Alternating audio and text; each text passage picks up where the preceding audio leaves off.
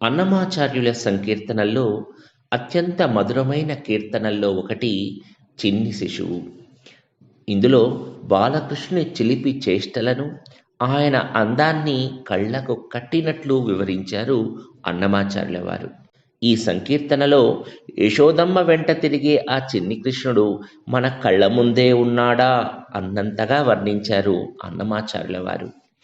మరి మనం కూడా ఈ సంకీర్తన అర్థాన్ని తెలుసుకుంటూ యశోదమ్మ వెంట తిరుగుతున్న ఆ చిన్ని కృష్ణుని అందాలని ఆస్వాదిద్దాము. చిన్ని శిశువు, చిన్ని శిశువు, ఎన్నడూ చూడమమ్మ ఇటువంటి శిశువు, చిన్ని శిశువు. ఇదిగో ఈ చంటి పిల్లవాడిని చూడండి. ఇలాంటి శిశువుని మనం ఎన్నడూ చూడమమ్మా. చిన్ని శిశువు అంటే ముద్దులొలికే చంటి పిల్లవాడు. ఎన్నడూ చూడమమ్మా, ఏ కాలంలోనూ చూడని వాడు. అన్నమాచార్యుల వారు ఈ పల్లవిలో అమ్మా చూడండి, ఈ పసివాడిని చూడండి అని మన అందరినీ పిలుస్తున్నారు. అంతేకాదు ఎన్నడూ చూడమమ్మా అని చెబుతున్నారు. అంటే ఎన్ని జన్మలెత్తినా సరే, ఏ కాలంలో అయినా సరే ఇలాంటి శిశువును, ఇలాంటి పసివాడిని, ఈ చిన్ని కృష్ణుడిని మనం చూడలేము. మనం ఎంతో మంది పసిపిల్లలను చూస్తూ ఉంటాము. అందంగా ఉంటారు, ముద్దుగా ఉంటారు. వారు మాట్లాడే చిటిపొట్టి మాటలు, పలుకులు మనకు ఆనందాన్ని కలిగిస్తూ ఉంటాయి. కానీ ఈ చిన్ని కృష్ణుడు, ఈ చంటి పాపాయి మాత్రం వేరు. చిన్ని కృష్ణుని ముఖంలో కాంతి ఉంటుంది. అది ఒక అలౌకికమైన ఆనందాన్ని మనకు కనిపిస్తుంది. చంద్రబింబం లాంటి ముఖం, సూర్యుని తేజస్సు, నల్లని వాడు, ఎంతో అందంగా ఉంటాడు. ఆయన ముఖం చూస్తూ ఉంటే మనకు తెలియకుండానే మనం ఆకర్షితులం అవుతాము. అంత అందం ఆయన సొంతం. ఈ చిన్ని కృష్ణుని చూస్తూ ఉంటే తనివి తీరదు, ఇంకా చూడాలి అనిపిస్తుంది. గుండె లోతుల్లో ఏదో తెలియని ప్రశాంతత మనకు కలుగుతుంది. ఆ అందాన్ని ఎంత పొగిడినా తక్కువే అని చెప్పవచ్చు. ఆ అందానికి ఆకర్షితులు కానివారు అంటూ ఎవ్వరూ ఉండరు. ఇకపోతే సామాన్యంగా పిల్లలు అల్లరి చేస్తూ ఉంటే గోల చేస్తున్నారు అనిపిస్తుంది. కానీ మన చిన్ని కృష్ణుడు అల్లరి చేస్తూ ఉంటే ఎంతో మనోహరంగా అనిపిస్తుంది, మనకు ఆనందంగా అనిపిస్తుంది. అది ఈ శిశువు. మరి ఇలాంటి శిశువుని మనం ఎన్నడైనా చూడగలుగుతామా? చూడలేము.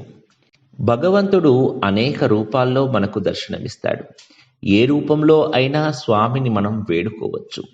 ముఖ్యంగా శ్రీకృష్ణుడు విశ్వరూపంలోనూ దర్శనమిస్తాడు, బాలకుడి రూపంలోనూ దర్శనమిస్తాడు. విశ్వరూపంలో కొంత భయం కలుగుతుంది, బాలకుడి రూపంలో మనకు ప్రేమ కలుగుతుంది. భగవంతుని చేరే మార్గాలలో ప్రేమ మార్గం ఒకటి. అందుకే అన్నమాచార్యుల వారు ఈ కీర్తన ద్వారా ఆ ప్రేమ మార్గాన్ని మనకు పరిచయం చేస్తున్నారు. తోయంపు కురులతోడ తూగేటి శిరసు, చింతకాయల వంటి జడల గములతోడ, మ్రోయుచున్న కనకపు మువ్వల పాదాలతోడ, పాయక యశోద వెంట పారాడు శిశువు, చిన్ని శిశువు. తడసిన వెంట్రుకలతో ఊగుతుంది తల, చింతకాయల్లాంటి జడలు, గలగల మ్రోగే బంగారు మువ్వలు కలిగిన పాదాలతో యశోదంప వెంట తిరుగుతున్నాడు ఆ శిశువు. తోయంపు కురులు అంటే నీటితో తడిసిన వెంట్రుకలు, అంటే స్నానం చేసిన తర్వాత తడిగా ఉన్న వెంట్రుకలు. తూగేటి శిరస్సు అంటే అటు ఇటు ఊగుతున్న తల. యశోదమ్మ శ్రీకృష్ణునికి అప్పుడే తలస్నానం చేయించింది, ఆరబెట్టింది. కానీ అక్కడక్కడ ఉన్న నీటి బొట్లు ఏవైతే ఉన్నాయో శ్రీకృష్ణుని వెంట్రుకల నుంచి 1, 2 అలా జారుతూ ఉంటే చిన్ని కృష్ణుడు తలను అటు ఇటు ఊపుతున్నాడంట. చింతకాయల వంటి జడల గములతోడ. చిన్నపిల్లలకు జుట్టు ఎక్కువగా ఉన్నప్పుడు తలస్నానం చేయించి జుట్టు ఆరబోసిన తర్వాత తలపై అక్కడక్కడ చిన్నగా మనం జడలు వేస్తాం. ఆ జడలు ఎలా ఉన్నాయి అంటే చింతకాయల్లాగా వంకరలు తిరిగి గడులు గడులుగా ఉన్నాయి. కృష్ణుడికి వేసిన ఆ చిన్న చిన్న జడలు ముద్దుగా కనిపిస్తున్నాయి. కృష్ణుడి నల్లని జుట్టు నిగనిగలాడుతూ కనిపిస్తుంది. గములు అంటే సమూహము, అంటే ఒక జడ వేయలేదు, అనేక జడలు చింతకాయల ఆకారంలో వేసిందంట ఆ యశోదమ్మ. కనకపు మువ్వలు అంటే బంగారంతో చేసిన మువ్వలు పాదాలతోడ ఆ పాదాలకు ఉన్నాయి. అవి మోగుతూ ఉన్నాయి. అలా శ్రీకృష్ణుడు పాయక అంటే విడిచిపెట్టకుండా యశోదమ్మ వెంట పారాడు అంటే అటూ ఇటూ తిరుగుతున్నాడు. చూడండి ఎంత అందంగా ఉందో. యశోదమ్మ శ్రీకృష్ణునికి తలస్నానం చేయించింది, జుట్టుకు ఆరబెట్టింది. 1-2 తలపై ఉన్న నీటి చుక్కలు పడుతూ ఉంటే చిన్ని కృష్ణుడు తల అటు ఇటు ఊగుతుందంట. తల పూర్తిగా ఆరబెట్టేసి చింతకాయల్లాగా ముచ్చటగా అనేక జడలు వేసింది. ఇక చిన్ని కృష్ణుని కాళ్లకు బంగారు మువ్వలను అలంకరించింది. అటు మువ్వలు గలగలా శబ్దం చేస్తూ ఉంటే ఆ చిన్ని కృష్ణుడు యశోదమ్మ వెంటే ఆమె చీర కొంగు పట్టుకొని వదలకుండా తిరుగుతూ ఉన్నాడు. ఈ మువ్వల శబ్దం సామాన్యమైనది కాదు, అది వేదనాదం అని చెప్పవచ్చు.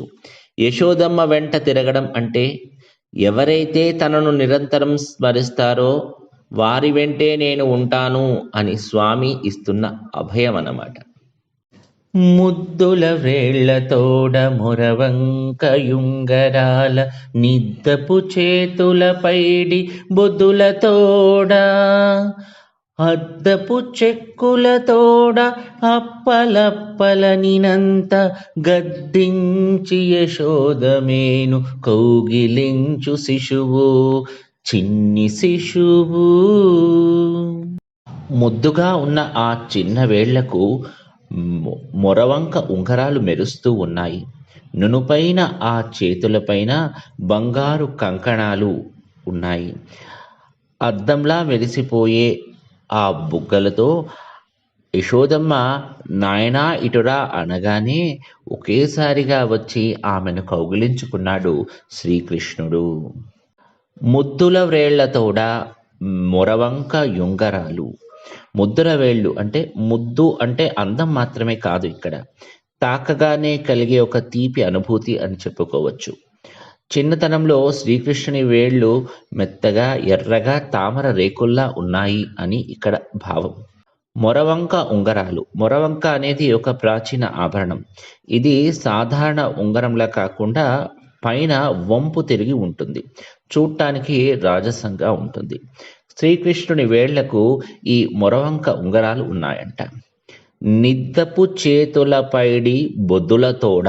నిద్దపు అంటే నిగనిగలాడే లేదా నునుపైన అని అర్థం.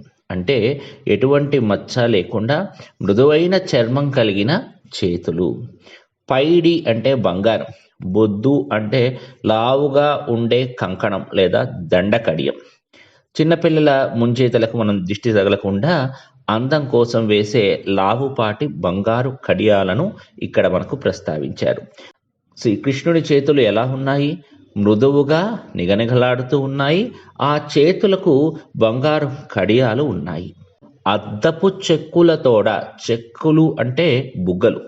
అవి ఎలా ఉన్నాయి? అద్దంలా ఉన్నాయి. యశోదమ్మ ముఖం ఆ బుగ్గల్లో ప్రతిబింబిస్తుందంట. అలా ఉన్నాయి అతని బుగ్గలు. అప్పలప్పలనినంత. ఇక్కడ అప్పలప్పలు అంటే నా తండ్రి, నా చిట్టి తండ్రి ఇటురా అని పిలవడం. అనినంత అని ఆమె పిలిచిందో లేదో ఆ పిలుపు పూర్తి కాకముందే కృష్ణుడు వెంటనే పరిగెత్తుకుంటూ వచ్చాడు. వచ్చి ఏం చేశాడు? గద్దించి యశోదమేను కౌగిలించు శిశువు. గద్దించడం అంటే సాధారణంగా గదమాయించడం కానీ కోప్పడం అని చెప్తాం. కానీ ఇక్కడ సందర్భాన్ని బట్టి కృష్ణుడు ఒకమైన చొరవ లేదా ఆప్యాయతతో ఉరుక్కుంటూ వచ్చి ఆమెను గట్టిగా పట్టుకోవడాన్ని మనకు సూచిస్తుంది. మేను అంటే శరీరం. కౌగిలించు శిశువు. ఆ యశోదమ్మ శరీరం పులకించేలా చిన్ని కృష్ణుడు ఆమెను గట్టిగా హత్తుకున్నాడు. ఇక్కడ మనం గమనిస్తే మొదటి చరణంలో యశోదమ్మ శ్రీకృష్ణునికి తలస్నానం చేయించి జడలు వేసింది, అందంగా అలంకరించింది. ఇప్పుడు చంటి పిల్లవాడి ఆకలి తల్లికే తెలుసు కాబట్టి ఆకలి తీర్చడానికి రానాయన ఇటు అని పిలుస్తుంది ఈ రెండో చరణంలో. మరి ఆ కృష్ణుడు ఎలా ఉన్నాడు, ఎలా వస్తున్నాడు, ఎంతో అందంగా వర్ణించారు ఈ చరణంలో అన్నమాచార్యుల వారు. శ్రీకృష్ణుడు వ్రేళ్ళు మెత్తగా మృదువుగా ఉన్నాయంట. ఆ వేళ్లకు తొడిగిన ఉంగరాలు మొరవంకలు కలిగి ఉన్నాయి, మెరుస్తూ ఉన్నాయి. స్వామి చేతికి దండ కడియాలు ఉన్నాయి, మిలమిలా మెరుస్తూ ఉన్నాయి. శ్రీకృష్ణుని చేతులు నున్నగా మృదువుగా ఉన్నాయి. ఎంతో అందంగా ఉన్న ఆ స్వామిని యశోదమ్మ నాయనా నా తండ్రి ఇటురా అని పిలవగానే వెంటనే వచ్చేసి యశోదమ్మను గట్టిగా కౌగిలించుకున్నాడు మన శ్రీకృష్ణుడు. ఆధ్యాత్మికంగా మనం చూస్తే ఎంత ప్రేమగా భక్తుడు పిలుస్తాడో, భక్తుని ప్రేమకు భగవంతుడు లోబడి తానే పరిగెత్తుకుంటూ వస్తాడు. బలుపైన పొట్ట మీది పాలచారలతోడ, నులివేడి వెన్న తిన్న నోరితోడ, చెలగినేడిదే వచ్చి శ్రీ వెంకటాద్రిపై నిలిచి లోకములెల్ల నిలిపిన శిశువు, చిన్ని శిశువు. పాలు తాగిన చారలు కలిగిన పొట్టతో, వెన్న తిన్న నోటితో ఉన్న ఆ శిశువే ఈరోజు వెంకటాద్రిపై వెలసి లోకాలన్నిటినీ రక్షిస్తున్నాడు. పాలచారలు అంటే పాలు తాగేటప్పుడు ఒలికిన ధారలు అని మనం చెప్పచ్చు. చిన్ని కృష్ణుడు పాలు తాగుతూ ఉంటే కొన్ని పాలు నోటి నుంచి జారి అలా ఆ పొట్ట మీద చారలుగా ఉన్నాయంట. నులివేడి వెన్న అంటే అప్పుడే తీసిన స్వచ్ఛమైన వెన్న. ఆ వెన్నను తింటూ నోటికంతా పూసుకున్నాడు, చాలా అందంగా కనిపిస్తున్నాడు. ఇలా గోకులంలో అల్లరి చేసే ఆ చిన్ని కృష్ణుడే చెలగి అంటే ఉత్సాహంగా ఈనాడు భక్తుల కోసం శ్రీ వెంకటాద్రిపై, తిరుమల కొండపై శ్రీ వెంకటేశ్వరుడిగా వెలిశాడు. ఈ లోకాలన్నింటినీ ఉద్ధరిస్తున్న ఆ సర్వేశ్వరుడు, మన కళ్ళ ముందు కనిపిస్తున్న ఆ వెంకటేశ్వరుడు ఎవరో కాదు, ఆ చిన్ని కృష్ణుడే. రెండవ చరణంలో యశోదమ్మ రానాయన ఇటు అని పిలిచింది. పిలవగానే చిన్ని కృష్ణుడు పరుగు పరుగున వెళ్ళి గట్టిగా పట్టుకున్నాడు. ఇంకా ఆకలిస్తుంది కాబోలు అని యశోదమ్మ మన చిన్ని కృష్ణునికి పాలు తెచ్చిపోసిందంట. పాలన్నిటినీ తాగాడు ఆ కృష్ణుడు. కొన్ని పాలు నోటి నుంచి జారాయి, అవి కడుపు మీద చారలుగా ఏర్పడ్డాయి. అప్పుడే వెన్న తీసిందంట యశోదమ్మ. స్వచ్ఛమైన వెన్నని కృష్ణునికి ఇష్టం కదా అని చెప్పి తీసుకొచ్చి పెట్టింది. అది చేతిలో పట్టుకొని నోటి నిండా తిన్నాడు. దాంతో ఆ వెన్న కొంచెం నోటి నిండా పూసుకున్నాడు కూడా. అందంగా కనిపిస్తున్నాడు. ఒకవైపేమో పాలదారలు కారుతూ కనిపిస్తున్నాయి పొట్ట మీద, మరోవైపేమో నోటి నిండా వెన్న. ఆ దృశ్యం ఎంతో సుమనోహరంగా ఉంది యశోదమ్మకు. పాపం తన దృష్టే తాకుతుందేమో అన్నట్టు ఉందంట. మరి ఈ అందమైన ఈ చిన్ని కృష్ణుడు ఎవరో కాదు, మన లోకాలందరినీ ఉద్ధరించడానికి మన కోసం ఈనాడు తిరుమల వెంకటేశ్వరుడిగా అవతరించి తిరుమల కొండపై నిలిచాడు. చూసారా, అన్నమాచార్యుల వారు శ్రీకృష్ణుడిని ఎంత అందంగా వర్ణించారు. ఒకసారి మనం ఈ కీర్తన వింటూ ఉంటే మనకు కూడా ఆ చిన్ని కృష్ణుడు ఎదురుగా కనిపించాలి, అంత అందంగా కనిపించాలి. అయితే ఇందులో కేవలం శ్రీకృష్ణుని అందాన్ని వర్ణించడం మాత్రమే చేయలేదు అన్నమాచార్యుల వారు. ఇందులో మనకు కొంత ఆధ్యాత్మికత కూడా మనకు చెబుతున్నారు. భగవంతుడు భక్త సులభుడు అని.